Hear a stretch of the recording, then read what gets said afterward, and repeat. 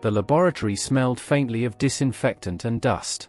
It was early September 1928, and London was still warm from a long, heavy summer. Inside St. Mary's Hospital, Dr. Alexander Fleming stood by a cluttered wooden bench piled with glass plates, half-clean test tubes, and scribbled notes. He was not the kind of scientist who loved order. His colleagues often joked that if genius were measured by neatness, Fleming would have failed long ago. Fleming didn't mind. He believed that luck favors the messy. And on that day, luck was about to favor him in a way no one could have imagined. To understand the weight of what was about to happen, you need to imagine life before antibiotics. In the 1920s, a simple scratch from a rose thorn could lead to a deadly infection. Soldiers during World War I had died in hospital beds, not from their wounds, but from the bacteria that infected them afterward. Doctors could clean, stitch, and pray, but they couldn't cure. Common illnesses such as pneumonia, scarlet fever, or even strep throat could turn fatal. Surgery was dangerous, childbirth even more so. The world desperately needed something, anything, that could stop bacteria. Some scientists had tried to find chemical cures. In 1910, Paul Ehrlich, a German researcher, discovered the first drug to kill bacteria inside the human body, salvarsan, a compound that fought syphilis. It was revolutionary but toxic. A few years later, scientists experimented with colored dyes that could kill microbes, leading to early drugs like Prontosil, but they came later. In 1928, there was still no reliable way to treat an infection. Medicine could only manage symptoms, not causes. Fleming had been studying bacteria called Staphylococcus, the kind that caused boils, abscesses, and sometimes blood poisoning. Before leaving on vacation in August 1928, he prepared a series of petri dishes, shallow glass plates containing a jelly-like growth medium, where he cultivated bacterial colonies for testing. He set them aside on his bench, covered but not sealed. He returned 2 weeks later to find chaos. London's warm weather had encouraged every type of microbe to grow in the lab. Many of his cultures were ruined. He began sorting through them one by one, muttering in mild frustration. Then he froze. On one dish, the bacterial colonies stopped growing in a clear ring surrounding a speck of fuzzy greenish mold. Around that mold, the once cloudy bacterial film had vanished, leaving a perfect halo of emptiness. It looked almost like the aftermath of a small explosion. Fleming tilted the plate toward the light. "That's strange," he murmured. "Something killed the bacteria." He didn't know it, but he was staring at the first visible sign of the world's first true antibiotic. Fleming lifted the dish and studied the invader through a magnifying glass. The mold had drifted in, perhaps through an open window or on a dust mote. He guessed it might be a strain of Penicillium, a genus known to spoil bread and fruit. But something about this mold was different. It released a substance that spread outward, dissolving bacteria as it went. The effect was precise and powerful. Even when he diluted the liquid, it still killed Staphylococcus. He recorded the observation in his notebook. A mold appears to have destroyed bacteria. Substance from the mold solution prevents growth even when greatly diluted. He named the mystery compound penicillin after the mold. Most researchers might have tossed that contaminated plate in the trash. Mold was the enemy of every microbiologist. It ruined experiments. But Fleming was different. He had served as a battlefield doctor in World War I, treating soldiers with horrific infected wounds. He had watched men die slowly as infection spread beyond the reach of medicine. That experience haunted him. He had promised himself that if he ever found something that could fight infection, he would chase it. So he studied his mold. Over the next few months, Fleming and his assistants tried to isolate the substance that killed bacteria. They found it was unstable. It broke down quickly in heat or light. It wouldn't crystallize, and they couldn't store it. Fleming didn't have the chemical training or equipment to purify it. Still, he tested it on every microbe he could find. It killed streptococci, meningococci, and diphtheria bacilli, some of the deadliest bacteria known. He realized he might have discovered something world-changing, yet he couldn't harness it. In 1929, Fleming published a short paper about penicillin in the British Journal of Experimental Pathology. He described its power against bacteria but admitted he couldn't extract it in a stable form. The medical community took polite notice and then moved on. Most saw penicillin as a laboratory curiosity, a dead end.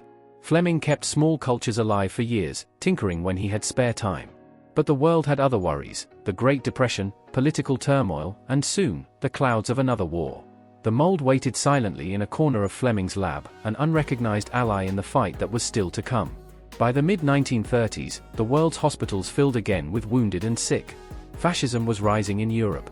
The same countries that had barely recovered from World War I were sliding toward another, deadlier conflict. Scientists everywhere raced to develop chemical drugs, but no one revisited Fleming's forgotten paper. The mold's secret remained buried, until a new generation of researchers decided to dig it up. That rediscovery would not only save millions of soldiers but create modern medicine itself. By the late 1930s, the world had changed. The Great Depression had scarred nations, new dictators were rising in Europe, and the threat of another world war loomed over everyone. Science, too, was evolving. Chemists were discovering strange new compounds that could dye fabrics, preserve foods, or clean wounds, but medicine still lagged behind. Hospitals remained full of patients dying from infections doctors could do little about. And somewhere in a dusty corner of a London laboratory, a nearly forgotten mold culture waited patiently for its rediscovery. At the University of Oxford, in a quiet brick building called the Sir William Dunn School of Pathology, a small team of scientists was working against time. Led by Professor Howard Florey, they were studying substances produced by microbes that could kill other microbes. It was an idea that had existed for decades, bacteria fighting bacteria, but no one had made it practical yet. Florey was an Australian-born pathologist, disciplined, determined, and known for his calm, almost military precision. With him was Dr. Ernst Boris Chain, a Jewish biochemist who had fled Nazi Germany. Chain was brilliant but fiery, always challenging assumptions and forever chasing new chemical mysteries. They were opposites, Florey methodical, Chain impulsive, but together they made a formidable pair. Chain spent long nights combing through old scientific papers, searching for overlooked discoveries that might offer new leads. One evening in 1938, while reading through the archives of the British Journal of Experimental Pathology, he came across a 1929 article by Alexander Fleming.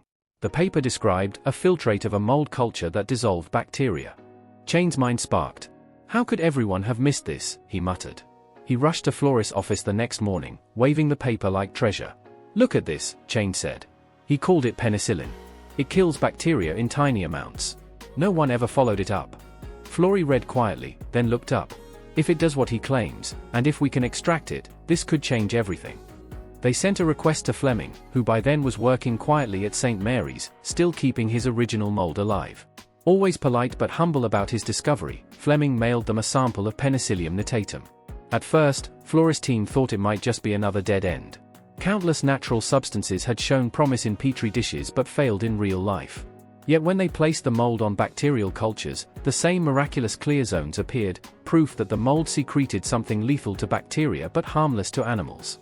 Florey assigned Dr. Norman Heatley, a young biochemist with a knack for engineering, to try extracting and purifying the mysterious substance. Heatley built makeshift apparatuses out of milk churns, glass bottles, and even a bedpan. They had little funding and almost no equipment, but they had determination. Heatley's early experiments were slow and frustrating.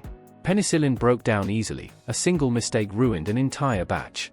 But through hundreds of attempts, he learned how to keep it alive and extract the active substance using cold temperatures and careful chemical handling. By 1940, Britain was on the brink of war with Germany.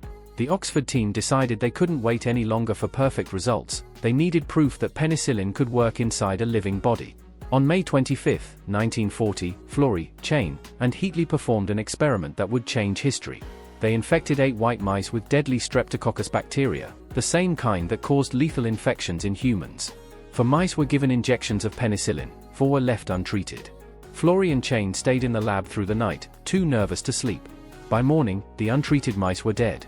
The 4 that received penicillin were healthy, eating, and playful in their cages. It was an astonishing result. Penicillin didn't just kill bacteria in a dish, it could save life inside a body. Chain stared at the tiny animals in disbelief. This, he whispered, is the beginning of something great. Soon after, they faced their first real patient. In early 1941, a 43-year-old London policeman named Albert Alexander arrived at the hospital with a terrible infection from a rosethorn scratch on his face. His entire cheek had swollen, his eyes were nearly shut. Doctors had tried every available treatment, nothing worked. Florey's team had only a small amount of penicillin, barely enough for a few doses, but they decided to try. The results were immediate. Within 24 hours, Alexander's fever dropped. The swelling receded. His appetite returned. For the first time in months, he smiled. But the team soon ran out of the precious drug. Desperate, they even filtered Alexander's urine to recover and reuse the penicillin his body had excreted, but it wasn't enough. After a brief recovery, the infection returned, and Alexander died weeks later. The tragedy only strengthened their resolve. They had seen the drug work, it was real. What they needed now was not proof, but production. Producing penicillin in a laboratory was one thing. Producing enough for an army was another. The Oxford Group's methods were too slow and inefficient. They could barely make enough to treat a single patient at a time. Chain once said, "We can cure mice, but we can't yet cure men." Florey realized that Britain, already under bombardment by the German Luftwaffe, couldn't spare resources for industrial development. The answer, he decided, might lie across the Atlantic. In the spring of 1941, Florey and Heatley packed up their notes, samples, and a few vials of penicillium spores. They boarded a military plane bound for the United States, a secret scientific mission that would become one of the most important collaborations in modern history. As their plane took off from a rain-soaked airfield, Florey looked down at the darkened city of Oxford and said quietly, "If we can make this drug, we can save thousands, maybe millions." He didn't know it yet, but the real challenge was only beginning. In the fields of America, among corn syrup vats and fermentation tanks, the mold would find its second home, and its true destiny. When Howard Florey and Norman Heatley stepped off the transport plane in New York City in the summer of 1941, they were exhausted, hopeful, and almost broke. They carried only a handful of glass bottles containing a living treasure, the fragile Penicillium notatum mold that could kill bacteria, and a small notebook filled with formulas. The vials were tucked into Florey's coat pocket like priceless jewels. Britain was deep in the war by then. The Blitz had shattered cities, and supplies were scarce. Oxford's laboratories had survived repeated bombing raids. The British government supported the penicillin work, but couldn't spare factories or funding. If the drug was going to be made in large quantities, it had to be made somewhere else, somewhere with industry, stability, and imagination. That somewhere was America. Florey's mission was top secret and nearly impossible. He had no official allies, no government contract, and no guarantee that anyone in the US would listen. When he and Heatley arrived, most pharmaceutical companies were focused on producing sulfur drugs, the only known antibacterial treatments at the time. The idea of growing a mold to cure infection sounded more like alchemy than science. Florey wrote in his diary, "We are asking industry to breed mold like bakers, yet to extract purity like chemists. Few believe it can be done." He and Heatley began visiting laboratories across the country, seeking anyone who might help. One name kept coming up, the U.S. Department of Agriculture's Northern Regional Research Laboratory in Peoria, Illinois, a place better known for working with corn products than with medicine. It sounded unlikely, but they had no better options.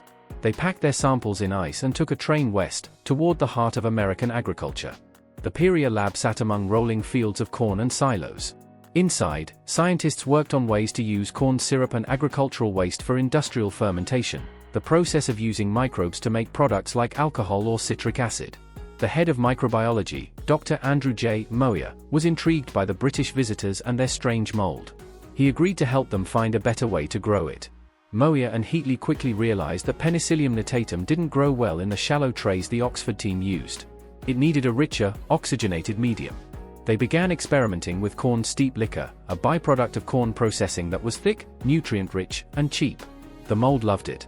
For the first time, the growth rate of penicillin multiplied dramatically. What had taken weeks in Oxford now took days. Still, the yield was too low. They needed a strain that could produce far more penicillin. In one of science's most famous strokes of luck, a Peoria scientist named Mary Hunt, nicknamed Moldy Mary by her colleagues, began bringing in moldy fruits from local markets to test new strains. One day, in the summer of 1943, she arrived with a cantaloupe covered in a golden green mold. When the lab tested it, the results stunned them. This new strain, later identified as Penicillium chrysogenum, produced 200 times more penicillin than Fleming's original culture.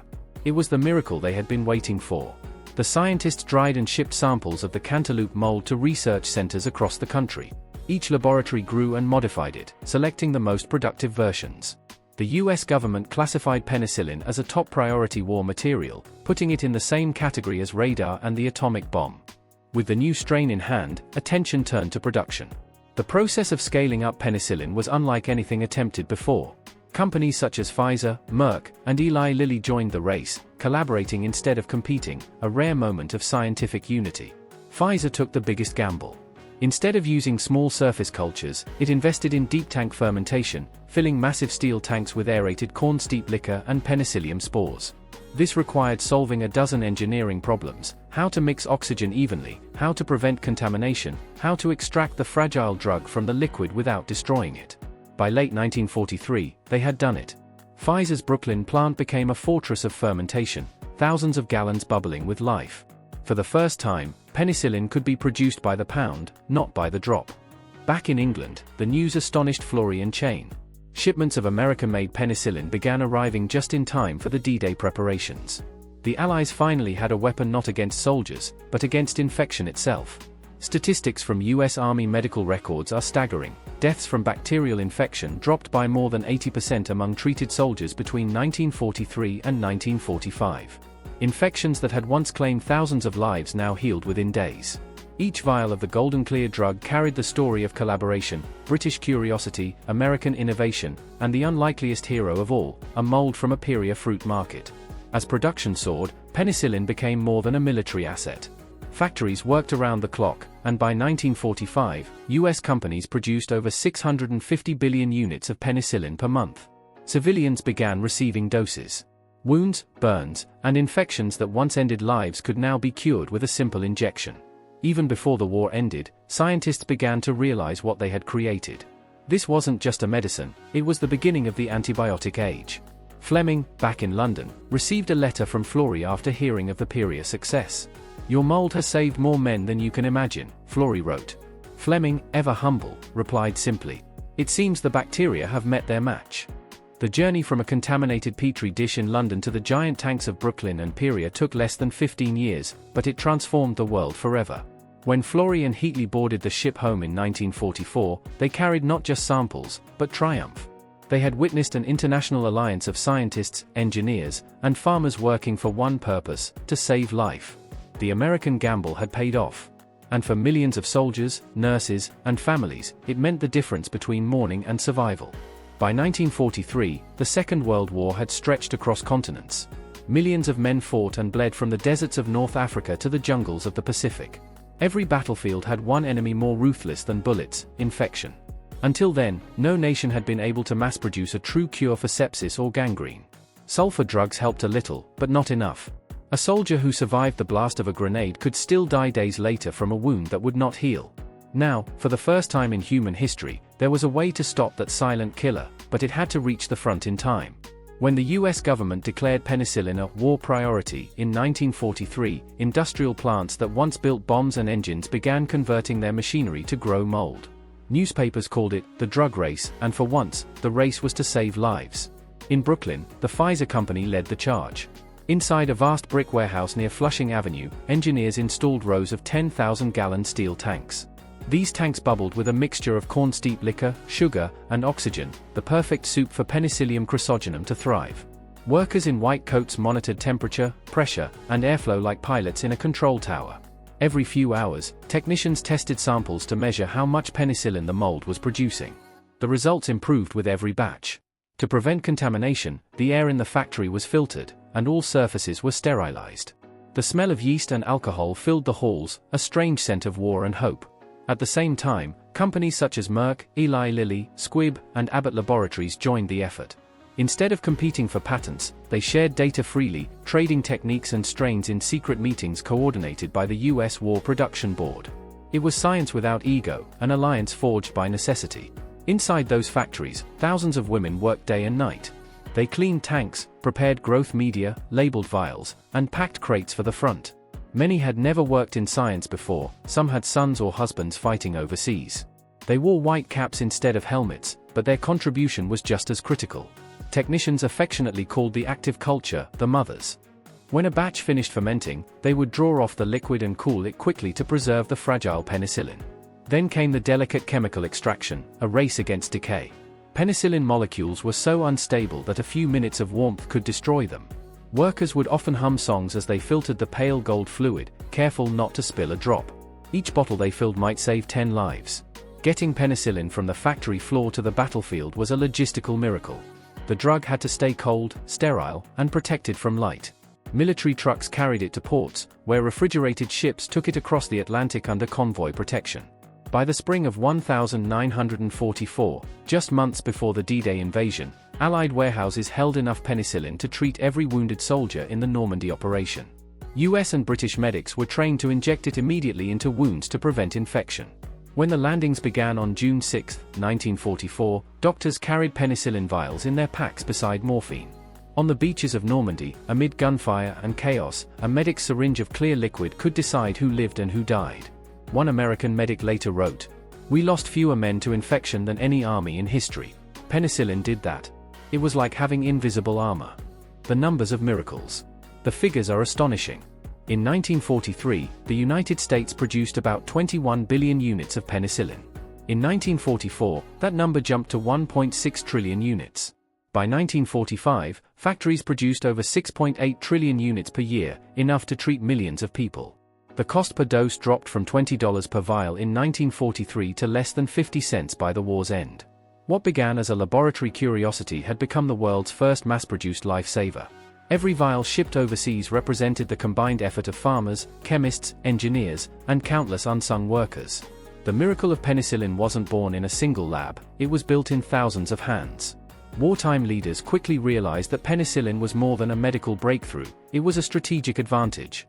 Healthy soldiers could fight longer, recover faster, and return to the field. Armies that once lost half their wounded now saved nearly all of them. The British Army's Medical Corps estimated that infection deaths among Allied troops fell by more than 80% after penicillin arrived at the front. Infections that had once meant amputation now healed completely. For the first time, doctors could tell wounded soldiers, "You'll live," and truly mean it. For the Axis, it was another invisible front they couldn't win. German researchers, cut off from global collaboration, tried to synthesize their own version of penicillin but never achieved purity or stability. Their wounded soldiers faced the same deadly infections that had haunted every army before 1943. Even at its industrial peak, penicillin remained delicate. The Penicillium chrysogenum mold produced penicillin naturally as a defense against competing bacteria. Inside fermentation tanks, it secreted the compound into the liquid medium. Scientists then extracted it using organic solvents like amyl acetate or butyl alcohol, followed by purification and crystallization at low temperatures. The entire process had to be precise: one wrong pH level, one contaminating organism, and the batch was ruined. To maintain output, every factory kept backup cultures, frozen seed stocks stored in liquid nitrogen. This system became the model for all modern biopharmaceutical manufacturing. By 1944, those lessons had turned industrial fermentation into a new branch of science, biotechnology. What began as war medicine now promised peacetime innovation. A symbol of hope? On the home front, penicillin became a symbol of modern progress. Newspapers ran headlines like, "Mold in a bottle beats death," and "Science's newest miracle from a cantaloupe." People lined up to donate money for hospital research funds. For many, the story felt like a fairy tale, a humble mold defeating the greatest enemy of all, disease. One soldier wrote to his wife after recovering from a wound in Italy, "Tell the kids their father was saved by something that grows on fruit. Isn't that just like God's sense of humor?" By the end of the war, penicillin had saved an estimated 2 million Allied lives. But beyond numbers, it changed how humanity viewed science itself. For the first time, nations had united not only to destroy but to heal. Factories once used for bombs now grew cultures of life. Chemistry and compassion shared the same space. Howard Florey summed it up best when he said, "This is the one time in history when a discovery was great enough to stop death itself." He was right. Penicillin had turned science into salvation. When the guns finally fell silent in August 1945, the world staggered out of the most destructive conflict in history. Cities were in ruins, families broken, and nations exhausted. Yet amid the rubble, a new kind of hope glowed quietly in glass vials and hospital wards across the world: penicillin. It was a strange irony. A war that had perfected destruction had also delivered the greatest healer humanity had ever known. In October 1945, 3 scientists received a telegram that would enshrine them in history. Alexander Fleming, Howard Florey, and Ernst Chain were awarded the Nobel Prize in Physiology or Medicine for the discovery and development of penicillin. Fleming, modest as ever, told reporters, "Nature made penicillin. I only found it." Florey, more practical, spoke about logistics rather than glory. "This is not about one man or one discovery. It's about the factories, the workers, the collaboration. It's proof that when we share knowledge, we multiply life." And Chain, the fiery chemist whose curiosity had revived the forgotten mold, reminded the world that science depends on courage. In war or in peace, progress comes to those who question the obvious. Their speeches echoed around a world desperate for healing. With peace restored, the challenge shifted from armies to civilians. Hospitals in Europe and Asia were overwhelmed with injured soldiers, refugees, and malnourished children. Infections spread through ruined cities. But now, doctors had something more powerful than prayers. Within months, factories that had served the war effort turned their machinery to civilian supply. Penicillin vials flowed to hospitals in London, Paris, Berlin, and Tokyo. Even former enemy nations received shipments, a quiet symbol that science no longer served borders. In 1946, the United Nations Relief and Rehabilitation Administration distributed penicillin to war-torn regions, saving hundreds of thousands of lives. For the first time, medicine was truly international. The wartime fermentation breakthroughs didn't fade away, they evolved. The techniques perfected in the Peoria and Brooklyn plants became the foundation of the modern pharmaceutical industry. Scientists quickly began experimenting with related molds and bacteria, uncovering new antibiotics. Streptomycin in 1943, the first drug effective against tuberculosis. Chloramphenicol, tetracycline, and erythromycin soon followed. Each discovery built on the same principle born in war, that life could fight life. Companies like Pfizer, Merck, and Lilly grew from wartime suppliers into peacetime giants, funding research labs, training chemists, and launching the era of mass-produced medicine. The very factories that once grew Penicillium chrysogenum now brewed insulin, vitamins, and vaccines. The war had accelerated decades of scientific progress into a few frantic years. Humanity had learned to use biology itself as a factory. In the years that followed, Fleming became an international celebrity. Crowds filled auditoriums to hear the soft-spoken Scotsman describe how a bit of mold had changed the world. But he often used his fame to issue a warning. It is not difficult to make microbes resistant to penicillin in the laboratory by exposing them to concentrations not sufficient to kill them, he said in a 1945 lecture. There is the danger that the ignorant man may easily underdose himself and by exposing his microbes to non-lethal quantities, make them resistant. It was a prophecy that would come true decades later, but for now, the world only wanted to celebrate. Children who once faced death from pneumonia recovered within days. Mothers survived childbirth. Surgeons operated without fear. In every city, posters declared, "Penicillin, the miracle of life." In France, a young boy named Jacques, wounded by shrapnel during liberation, survived because a US medic injected penicillin into his infected leg. In Japan, after the surrender, American doctors used the same drug to treat civilians suffering from gangrene and sepsis. In Germany, former Nazi physicians were astonished at the abundance of medicine provided by Allied relief groups. The same substance that had helped win the war now began to heal its enemies. It was science as reconciliation. A nurse in a Berlin hospital later wrote, "We received a shipment marked with English words. Inside were small bottles, penicillin. We used it on children first. It felt like forgiveness." The Oxford Group, once a team of desperate scientists in cramped rooms, now became leaders in a new scientific movement. The Sir William Dunn School of Pathology expanded, attracting students from every continent. Norman Heatley, whose improvised milk churn fermenters had kept the first cultures alive, went on to teach generations of microbiologists the art of persistence. The partnership between universities and industry, born out of wartime crisis, became the model for post-war science policy. Governments learned that investment in research could mean survival and prosperity. Hospitals, once places of resignation, became centers of recovery. Death from infection, once considered inevitable, dropped dramatically across the globe. Life expectancy began to climb. By the early 1950s, penicillin was available almost everywhere. It was sold in pharmacies, used by veterinarians, and prescribed by family doctors. The price fell so low that it became one of the cheapest life-saving drugs ever made. In less than 20 years, humanity had gone from fearing infection to defeating it. In a sense, penicillin did more than save lives, it reshaped civilization itself. Without fear of common infections, populations grew, surgeries advanced, and medicine dared to attempt what had once been unthinkable: organ transplants, cancer therapies, and complex childbirth procedures. Every achievement in modern medicine rested on the shoulders of that humble mold. Yet even as the world celebrated, a quiet irony remained. Penicillin, the product of global cooperation, had been born only because of war. It was conflict that pushed nations to invest, coordinate, and take scientific risks they might never have taken in peace. As Florey once said in a private letter, "War is a terrible teacher, but it teaches fast. What we built for survival will serve peace for generations." And it did. The factories of healing, once symbols of wartime urgency, became monuments to what humanity could achieve when united not by hate, but by hope. From a forgotten petri dish in London to a golden cantaloupe in Peoria, penicillin's journey was improbable at every turn. It was a story of chance, courage, and collaboration, of how human ingenuity turned mold into medicine and desperation into discovery. In the words of one historian, if the Second World War had a silver lining, it was that it forced us to learn how to mass-produce life.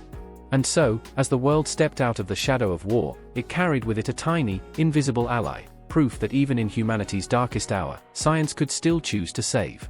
From a forgotten petri dish to a world saved by science, this was just one story of how war changed everything we know. If you believe history's greatest discoveries deserve to be remembered, hit like. It helps this story reach more people. And if you want to keep uncovering the inventions that war gave to peace, from the jet engine to the digital age, subscribe to Wartime Tech and join the mission. Because behind every weapon, there's a piece of technology that built our modern world.